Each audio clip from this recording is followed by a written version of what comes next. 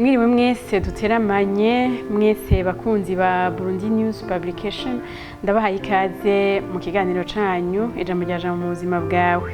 Kuri uno munsi w'Imana ugira 30 ku misi y'Imana isanzwe, ndi kumwe na Patiri Derrick. Ndaguhaye ikaze Pati. Ego murakoze cane. Murakoze ko mwemeye gusubira kutwitaba muri kino kiganiro cacu. Ijambo ry'Imana no munsi nkuko twama dusoma inkuru nziza, uno munsi twayikuye muri Mariko ikigabane c'icumi kuva ku murongo wa 46 gushika ku murongo wa 52. Ivyo dusoma mu nkuru nziza Yesu Kristo nkuko yanditswe na Mariko. Bashika rero i Yeriko, hanyuma mu gihe Yesu avuye i Yeriko ari kumwe n'abigishwa biwe n'isinzi ry'abantu, umuntu w'impumyi asega yitwa Bartimayo mwene Timayo yari yicaye ku nzira. Yumvise ko ari Yesu w'i Nazareti, aja mu vyo gusemerera avuga ati, ngirira ubuntu Yesu mwana wa Dawudi. Benshi barayamira ngo acereze, ariko we arushirizaho gusemerera ati, ngirira ubuntu mwana wa Dawudi. Yesu rero arahagarara avuga ati, muhamagare. Bahamagara nyamuntu w'impumyi bamubwira bati, humura, va hasi araguhamagaye. Aterera hasi umutamana wiwe, ubwo nyene aca arahaguruka yegera Yesu. Yesu aramubaza ati, wipfuza ko nokugirira iki? Nyamuntu w'impumyi amubwira ati, mwigisha, nifuza ko nobona. Yesu aramwishura ati, igire, ukwemera kwawe kwagukijije. Ubwo nyene aca arabona, araheza agendanira Yesu.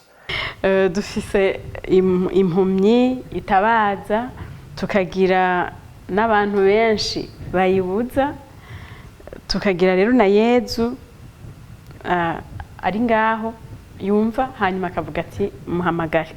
Mbega Pati, iyi mpumyi itabaza isemerera ntabona, mugabo arumva, ariko arasemerera asaba Yesu atabona n'amaso yiwe. Ni ukwemera kudasanzwe yari afise uyu muntu w'impumyi. Muri iryo shengero hariho umugwi w'abantu bahambaye, abigishwa biwe.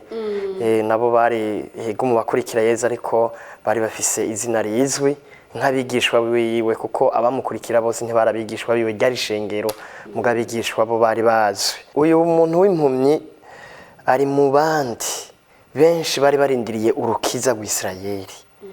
Ari mu bandi bari bazi yuko hazovuka uza kubogora ingoma ya Dawudi.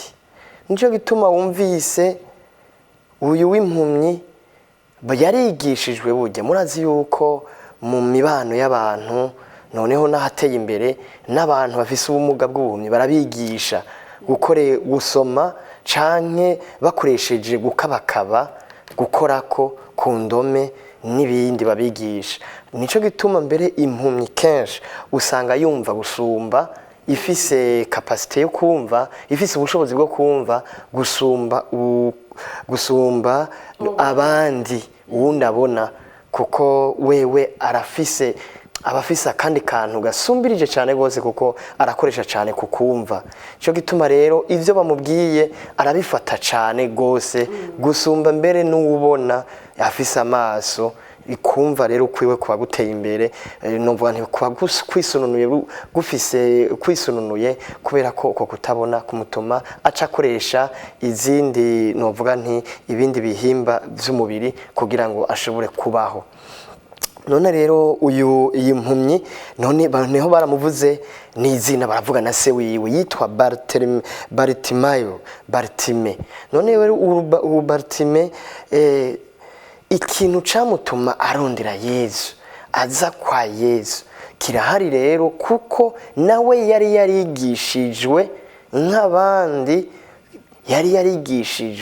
nk'abandi, kandi uyu yarazwi, kandi yari yarigishijwe uko kwemera ku Isirayeli, uko kurindira amazi ya Mesiya. Cyo gituma rero bavuga ivyo bumva bikorwa mu bisagara Yezu akora hanyuma bikamwumva hanyuma we akabifata, aho abandi baja kuraba n'amaso bakavuga bati wewe yaravyumva akipfuza kubibona, akanyotegwa nuko yabibona, yaravyumva bikinjira mu bwenge bikinjira mu mutima we, mugabo akavuga ati ese umunsi umwe umukama yobinyereka.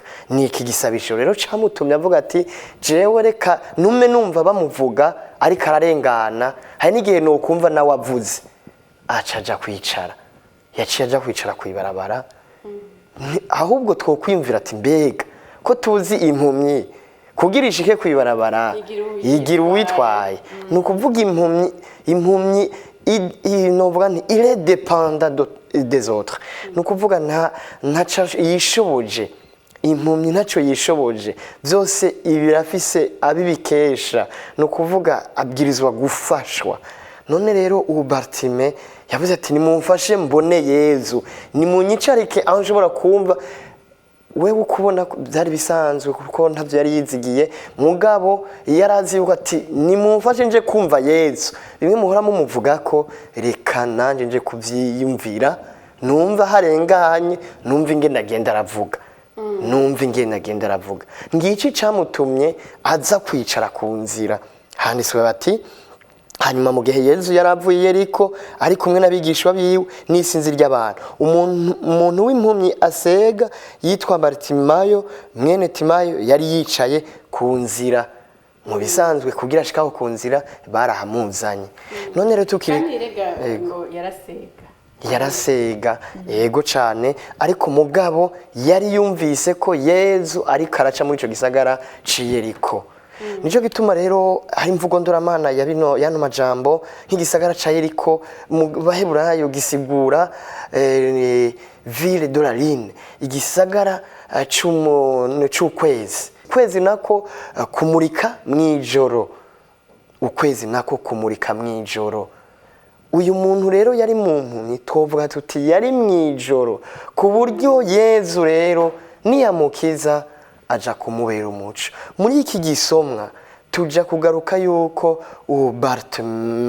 Bartime atubera natwe, novuga nti aserukira twese, kuko Yezu aza kutumurikira mu mwijima, akaba umuco wacu mu mwijima w'ubuzima bwacu, nk'uko Bartime yari mu mwijima kutabona n'amaso, ariko kandi Bartime agaheza akagira ukumva ivyo Yezu amvuga ko. Natwebwe naha ku isi twomengo turacari mu mwijima, ariko twarumvise hari ivyo batwigishije nk'uko bigishije Bartime, baramwigishije mu kwemera ku Isirayeli, arigishwa arumva ivya Yezu, yarumvise ibitangaza Yezu yakoze. Natwebwe twarigishije ukwemera, maze uko kwemera kuva kuri basokuru Ibrahimu, Isaac na Yakobo twarakwigishijwe, turigishwa amabwirizwa ya Musa, turigishwa abahanuzi, mbere turabona n'ibitangaro Yezu yakoze. Ivyo byose si ivyo twiboneye n'amaso yacu, ariko turemera nk'uko kwa Bartime. Ariko kandi nuko rero natwe turizigiye kandi turemera ko umunsi urizina tuzobona Yezu imbona nkubone, nk'uko Bartime nawe yabonye Yezu imbona nkubone. Yezu aheje kumugirira neza, natwe umunsi urizina Yezu azotugirira neza, tumubone imbona nkubone, kandi tuce tumukurikira butagisubira inyuma. Murakoze. Ego iki gisomwa ca Mariko, mbere Mariko nivyo yandika byose yandika nk'ukumenga ariko arandika ni récit, mu gifaransa novuga ni récit, ariko aravuga ibintu byabaye ico gihe.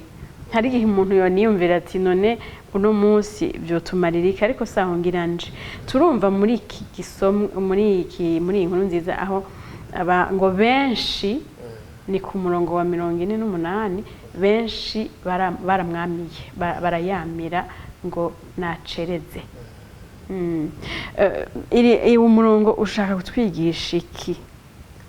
Mbega umuntu, hariho umuntu yemera, impumyi yemera, mbere ngira yizigiye iri kwirasaba, mugabo hakaba na benshi bazibira bati bakanuma bakanumya hari ibihungabanya ukwemera, hari ibihungabanya ukwemera mu nzira umuntu aba arimwo. tubanze dutegere ivyo yariko arakoresha mu gusenga, le contenu de sa prière. Yavuga ati mwana wa Dawudi ngirira ubuntu, ngirira ubuntu Yezu mwana wa Dawudi. Twe tuvuga mu yindi version tuvuga tuti ngirira ikigongwe, aie pitié de moi Yezu ngirira ikigongwe, Yezu ngirira ikigongwe. Mu kigereki kyrie eleison. Nego cyane tuje dutegera rero ayo majambo arahambaye, aho wewe abona Yezu nk'uje gushitsa urukiza. Ntitwibagire yuko Yezu ariko afata urugendo ruji Yerusalemu. Wewe ariko arabahishurira uwo Yezu ari, ariko araduma ko urutoki ababwira uwo Yezu ari, ariko ntibashaka kuvyumva. Mu yandi majambo yariko arabigisha, kandi muri we abifise, muri we arafise ko kwemera, ari kumwe na mutima mweranda, kujya mutima akorera hose kandi akagenza bose, na cane cane abamwemereye. Ariko arabigisha ariko ntibashaka kuvyumva. Ibi tuce tuvye baramuhojeje. Ibi harimwe ibimenyetso byinshi, kujya bazohoza Yezu, kujya batashatse ko Yezu yigisha, kujya bamuburagije bagashaka kumufata. Niki ni kimenyetso cyuko n'uyu agomba kubahishurira Yezu wari, ntibashaka kuvyumva. Nico gituma rero uku kwemera kwabo n'ukwemera kw'akazuyazi cyane, n'ukwemera kumwe konyene kubishobisho, atari ukwemera gushingiye byo gufise imizi, kuko no kumukurikira mu gifaso no bwa suivisme, gukurikira gusa, gukurikira atakwemera kurimwo, atamizi gufise. None rero uyu yari karabigisha, none baramuzibije ati nuhore uri kuratugora. Akoresheje amajambo ahambaye. Ayo majambo urazi yuko rero twama dukoresha muri Eucharistia mu gusaba ikigongwe kenshi. Mbere uzorabe ku mwaka weze twarabizirikanye igihe twari dufise icivugo cyo guhimbaza neza amasakramentu, twarabizirikanye kangahe mu nkuka ya misa dusaba ikigongwe. Hariho ni sakramentu ry'ikigongwe. Uyu yavuze ati mbega nindagira ikigongwe. Ico gisabisho yagisavye mu izina rya Yezu, ariko aribigisha ariko ntibashaka kuvyumva. Burya rero bamuhojeje kuko aya majambo, kubera ko atakwemera bafise, aya majambo arabaderanje bwa mbere bo. Iyi mpumyi niyo yovuga yuko Yezu ari umwana wa Dawudi. Uwo mugabo Yezu yavuye ari Nazareti, abavyeyi bintu tubazi n'ibindi. Ariko ndiyumvira isinzi ry'abantu bariko barakurikira Yezu. N'impumyi umuntu ataboneka, kumbure ngira ngo atazwi, umenga ntakwiye no kuja ahabona. Ni impumyi isega iri kwirasemerera, umwana wa Dawudi ngirira ikigongwe, Yezu umwana wa Dawudi ngirira ikigongwe. Aba bantu benshi bariko barakurikira, turabizi ko isengero riba rimwe abantu benshi pati. Mbega turashobora kwigira ku muntu tutama tubona n'amaso yacu kwaboneka mu isengero, bamwe bavuga ngo masengesho canke ukabona ugasanga umuntu muto canke ujye dukengera niwe kubisanzwe atubereye urukiza. Imbere ko ndabivuga tugihagaze kuri aba bantu, aba bantu bari abantu benshi bariko bakurikira Yezu, benshi barakurikira Yezu. Twe dutegera yuko nuno munsi kuko kwaba bantu benshi dufatiye mu Burundi turabatizwa. Bamwe yego babatizwa muri makeya, abandi muri menshi, ariko bose ni batisimo. Ni batisimo ku izina rya Data n'irya Mwana n'irya Mutima Mweranda. Mbere twatuvuga ngo amen. Yego cyane. None rero uca utegera ko benshi twemeye gukurikira Yezu. Ko twemeye gukurikira Yezu, ariko uko bwishi bw'igitigiri ntibisigura yuko naho benshi bemeye gukurikira Yezu, soko benshi bateye imbere mu kwemera. Ivyo nivyo biboneka muri igisomo. Uca ushaka kubirabe no ngaha iwacu mu Burundi, aho usanga benshi barasenga, benshi birirwa mu isengero, benshi twama mu isengero, ariko mugabo ntibisigura yuko kwemera kubonekera muri abo bantu benshi baja gusenga. twohava tuyihendera. Naco gituma rero uyu w'impumyi bamuvuze mu izina, uno munsi urabizi ico bizana, ukwemera kwiwawe wewe by'ukuri ubwo uremera, ubwo ntugendera ku kwemera kwa banyokuru bawe, ubwo ntusenga kubera ko umugabo wasenga, ubwo ntuja gusenga kubera ko abandi baja gusenga, ubwo ntusenga kubera ko mufise programme yo kuja kuririmba. Turafise abaririmbyi benshi batari kuri programme, batari kuri kalendere yo kuririmba, batari ku rutonde rwo kuririmba, batigera bahonyura mu isengero. Ico ni ikimenyetso kibi cane. Ako n'akarero ntanze. Turafise abantu benshi uno munsi basenga kugira ngo bamare rendez-vous zabo bahure. Turafise abantu benshi basenga kubera ko bamamaze kubigira kutime, ntasenze bontwenga, mbere sinosiba cyane wo munsi wo kwambara neza, ugasanga tugarukira kuri ivyo. No kuheza rero umwe wese akaraba, kuko ubu ni Bartime bamuvuze mu izina, natwebwe rero umukama aratuzi mu izina. Mu gihe akeneye ko tumukurikira, mu gihe twamemye mibatisimu, baraduhamagara n'izina, wewe naka ndakubatije ku izina rya Data n'irya Mwana n'irya Mutima Mweranda, ukava mu muzimagiza ukagenda mu muco wa Yezu Kristo. None natwebwe oya, nico gituma ibi rero bya benshi natwebwe urazi yuko ari byo twama twaguyemwo. Ariko kandi uyu muntu hariho ibintu batubwiye amaze gukira, amaze kubona Yezu amubwiye ati ukwemera kwawe ukijije, yaciye ata umutamana wiwe. Bahamagara nyamuntu w'impumyi bamubwira bati humura, va hasi araguhamagaye. Aterera hasi umutamana wiwe, ubwo nyene acarahaguruka yegera Yezu. Aterera hasi umutamana wiwe, maze ububasha, mu bisanzwe umutamana usigura ububasha bw'umuntu. Uzorabe n'umuntu mbere akeneye kwerekana yuko afise yambara agahuzu keza kaboneka, ati ndafise amafaranga, ntambara impuzu igezweho. Ivyo noneho nibaza ko ari byo tubayemwo. Hanyuma nukuvuga ubwo n'ububasha bwiwe, ububasha bwiwe bubonekera kuco yambaye. N'uyu rero yarataye ibyo yari yizigiye, abishira hari kujya bavuga yiyambitse impuzu nshasha, akuye umutamana wa kera, abaye ikiremwa gishasha. Yataye umutamana hanyuma yambara mushasha, kujya mwibatisimu batwambika impuzu nshasha. Kiye kimenyetso c'igitambara cira nico bisigura impuzu nshasha.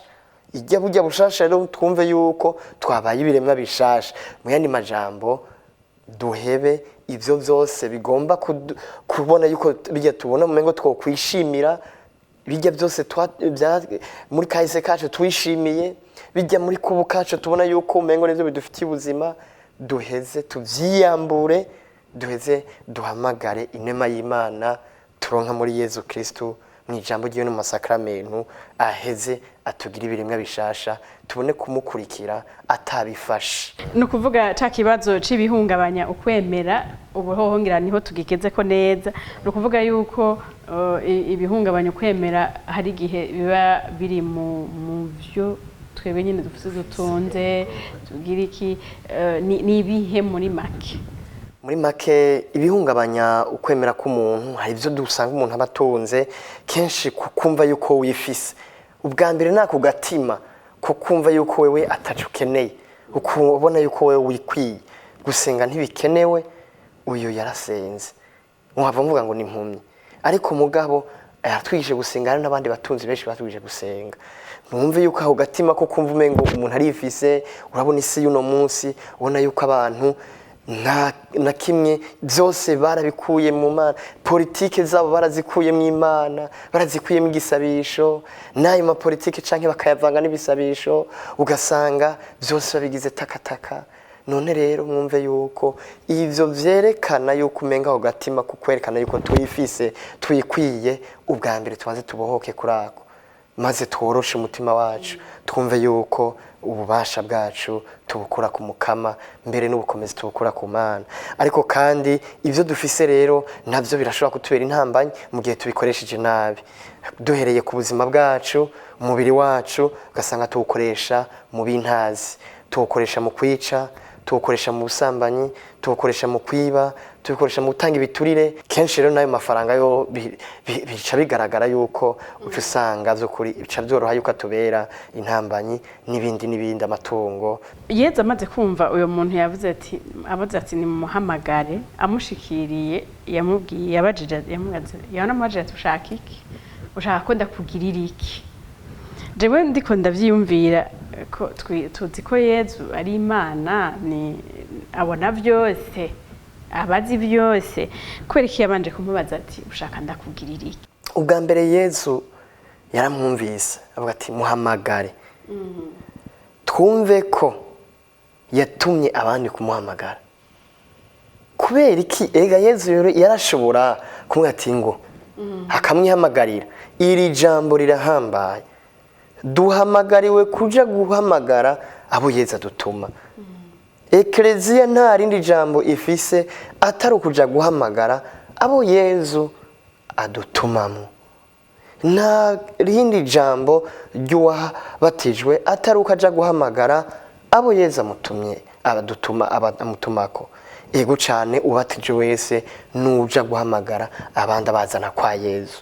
Ntabajana mu association yiwe abajana kwa Yezu ngi ubwo ubutumwa bwa Ekleziya ngo ubwo ubutumwa bw'abatijwe ngo ubwo ubutumwa bwacu hano ku isi tuvanze tuvyumve yuko Yezu yatumye abandi naco bituma dutegera yuko turabigishwa ba Yezu kandi abigishwa n'abamera nka Yezu caractère hanyuma tukiga kuri Yezu apprendre du maître tukiga kwa Yezu.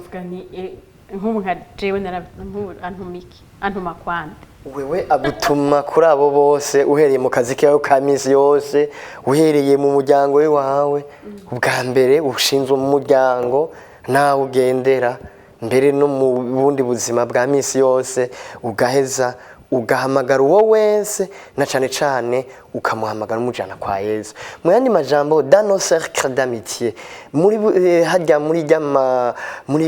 hajya bajya abantu b'abagenzi bacu bayatugendana none rero bajya ni ubutumwe ku bwa mbere urazi yuko hariho abagenzi umwe wese afise abagenzi muga kenshi hari usanga abagenzi tugendana atarabaduhamagarira kwa Yezu abo nyene Yezu adutumako na cane cane tubabera akarero keza ntiturondere ko bahinduka ubwa mbere nitubanze duhinduke twebwe ubwa mbere tubanze twirabe ivyo vyose vyobabera intambanyi maze hanyuma ico twovuga bashobore mbere nibatunanira ariko bashobore kubyihweza bavuge bati by'ukuri yarahindutse canke we ivyo avuga arabikora. Tugaruke rero kuri Cakinda avuga ati ushaka ndakugirira iki. Yezu rero arakeneye uko kwidegenza mu kwemera. Ukwemera ntiguhatirwamwo, ukwemera barakwigisha ukaguhitamwo, kwemera barakutwigisha hanyuma natwe tukumva umutima wacu wo guhurumbira. Tuko turegereza gusozera ariko reka tugaruke aha avuga ati ntiyamubwiye ngo nagukijije yamubwiye ati ukwemera kwawe kwagukijije kandi ntavuze ati ukwemera kwawe kuragukijije kwagukijije nuko bavyamaze kuba ni muri kahise ka vuba mugabo ntibibaye muri uwo mwanya iri aha hantu hashaka gusigura iki ko atavuze ati nagukijije. Ego cane Yezu amaze kutubona amaze wewe kukubona mw'izina akagutuma abandi ati muhamagare wamaze kwinjira novuga nti muri programme de Jésus wamaze kwinjira mu gushaka kwa Yezu. Yezu yavuze ati muhamagare nuko Yezu yamaze kumwumva kandi Yezu araza.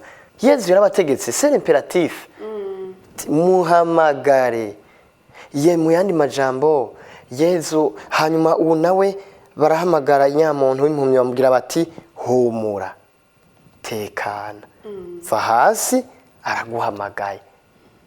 Mu yandi majambo Yezu amaze kuguhamagara uba wakize ego cyane Yezu amaze kukwinjiza mu gushaka kwiwe noneho twese yaradushatse yaduhamagaye mu kurema noneho nicyo twaremewe Yezu yaradushatse igihe twaremwe Imana yaradushatse igihe twaremwe Yezu rero yaje kugira ngo uzukuri twese aduhamagarire ubuzima bw'amaho ubuzima bw'umuco nk'uyu yaramubwiye ati ukwemera kwa kwemerera agaragaza mu gisabisho kwa kwemerera agumye agaragaza none rero Yezu avuze ati uku niko kwagukijije natwebwe tubonereho yuko Yezu yamaze kuduhamagara hanyuma natwe rero n'ubu twavuga tuti turi mu gisabisho twizigiye yuko Yezu yamaze kudukiza nk'uko yavuze ati ntiyabivuze muri yabivuze muri kandi ko yamaze kudukiza natwe turemera ko Yezu yamaze kudukiza kandi turizera yuko urukiza mbere rwa nyuma tuzoronka imbona nkubone mu ijuru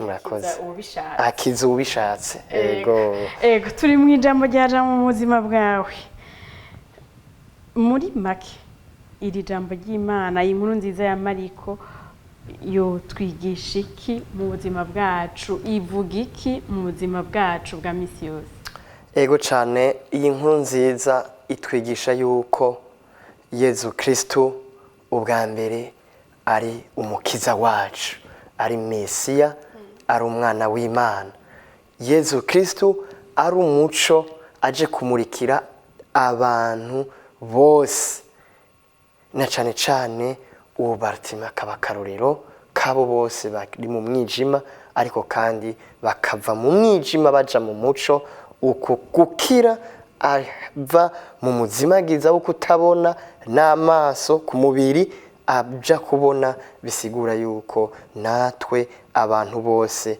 dufise intambwe twateye abemera uwo mukiza yuko tumaze kubona none rero ko tumaze kubona iri jambo ridutumirira gukurikira uwo twemeye uwaduhamagaye n'ubabandanya duhamagara hambwiye abandi bati bahamagare muhamagare n'ubu wewe naka araguhamagaye nico gituma ati uyu nawe ngo ubwo nyene acarabona ubu natwe turabona hanyuma hasigaye yuko tugendanira Yezu ico nifuza nuko tutokatira mu nzira canke ngo duheze tumuhinduke ndabashimiye Pati murakoze namwe ndabashimiye cyane gose namwebwe rero twari duteramanye reka tubashimire twumve ko twafashe inzira nziza tuve mu muzima giza tubandanye dukurikira inzira y'umuco kugira ngo dushikire inzira twagenewe bwa buzima budahera